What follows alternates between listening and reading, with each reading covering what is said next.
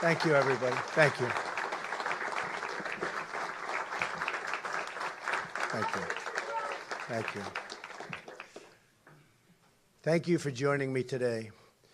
This was going to be a speech on Hillary Clinton and all of the bad things, and we all know what's going on, and especially how poor she'd do as president in these very, very troubled times of radical Islamic terrorism.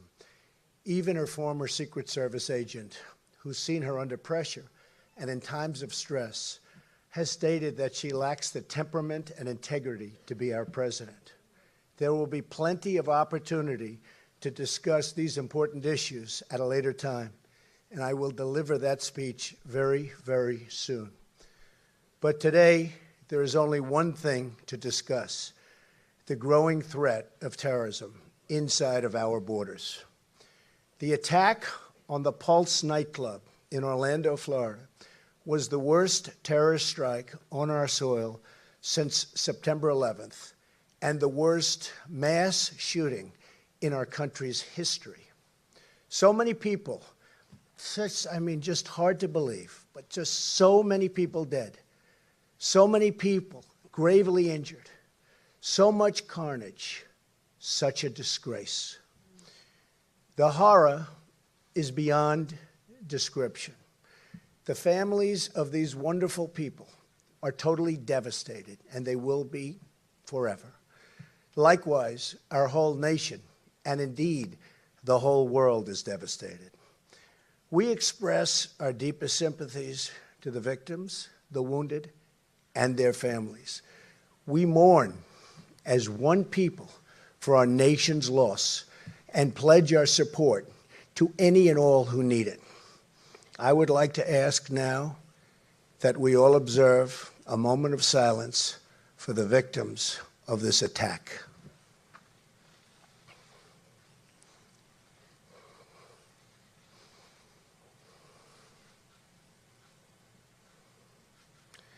Thank you. Our nation stands together in solidarity with the members of Orlando's LGBT community. They have been through something that nobody could ever experience. This is a very dark moment in America's history. A radical Islamic terrorist targeted the nightclub, not only because he wanted to kill Americans, but in order to execute gay and lesbian citizens because of their sexual orientation. It's a strike at the heart and soul of who we are as a nation. It's an assault on the ability of free people to live their lives, love who they want, and express their identity. It's an attack on the right of every single American to live in peace and safety in their own country.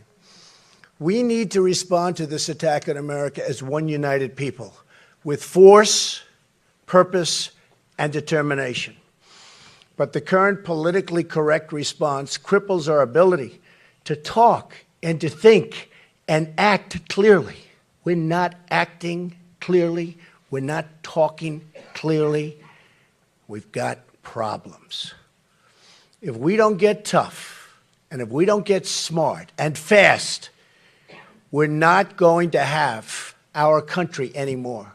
There will be nothing, absolutely nothing left. The killer, whose name I will not use or ever say, was born in Afghan, of Afghan parents, who immigrated to the United States. His father published support for the Afghan Taliban, a regime which murders those who don't share its radical views, and they murdered plenty.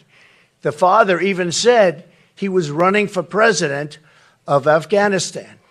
The bottom line is that the only reason the killer was in America in the first place was because we allowed his family to come here.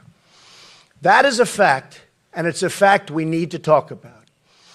We have a dysfunctional immigration system which does not permit us to know who we let into our country, and it does not permit us to protect our citizens properly. We have an incompetent administration, and if I'm elected president, That will not change, I will tell you. That will not change over the next 4 years. We have an administration that will not change. But if I get in there, it's going to change, and it's going to change quickly. We're going from totally incompetent to just the opposite, believe me.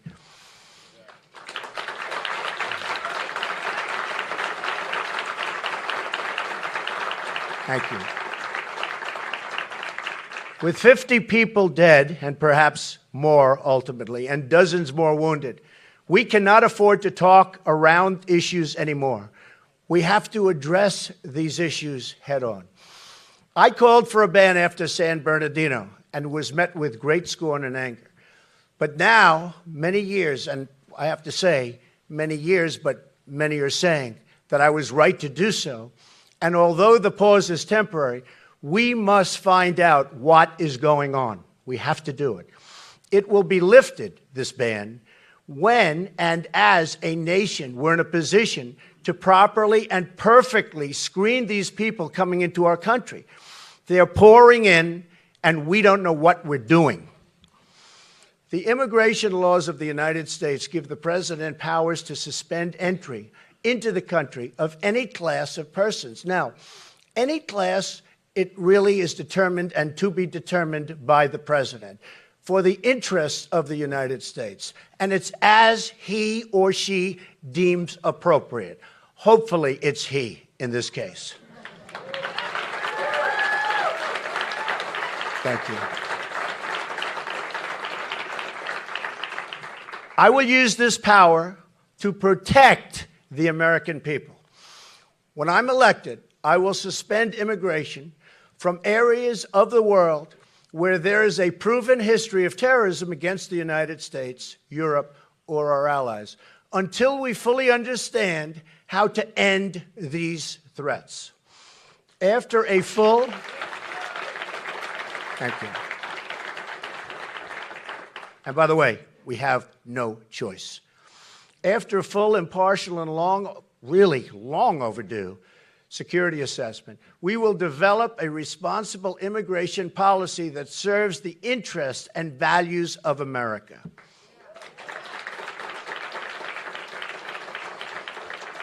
We cannot continue to allow thousands upon thousands of people to pour into our country, many of whom have the same thought process as this savage killer.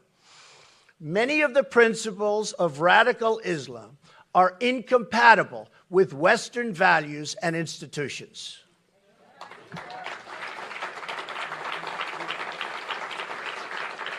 Remember this: radical Islam is anti-woman, anti-gay, and anti-American.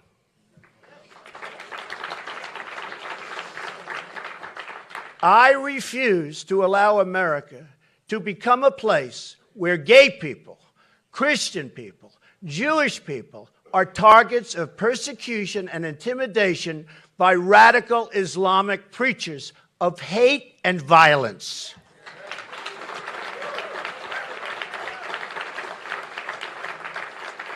This is not just a national security issue. It's a quality of life issue.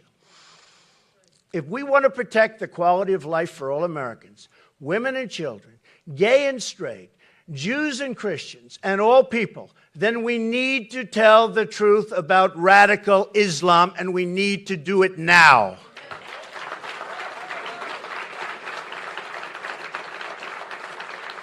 We need to tell the truth also about how radical Islam is coming to our shores. And it's coming. With these people, folks, it's coming. We're importing radical Islamic terrorism into the West through a failed immigration system and through an intelligence community held back by our president. Even our own FBI director has admitted that we cannot effectively check the backgrounds of people we're letting into America. All of the September 11th hijackers were issued visas. Large numbers of Somali refugees in Minnesota have tried to join ISIS. The Boston bombers came here through political asylum. The male shooter in San Bernardino, again, whose name I will not mention, was the child of immigrants from Pakistan, and he brought his wife, the other terrorist, from Saudi Arabia through another one of our easily exploited visa programs. Immigration from Afghanistan into the United States has increased nearly fivefold in just 1 year. According to Pew Research, 99% of the people in Afghanistan support oppressive Sharia law. We admit many more, and that's just the way it is. We admit many more from other countries in the region, and I'll tell you what, they share these oppressive views and values. We want to remain a free and open society. Then, and if we do, then we have to control our borders. We have to control, and we have to control them now, not later, right now. Thank you.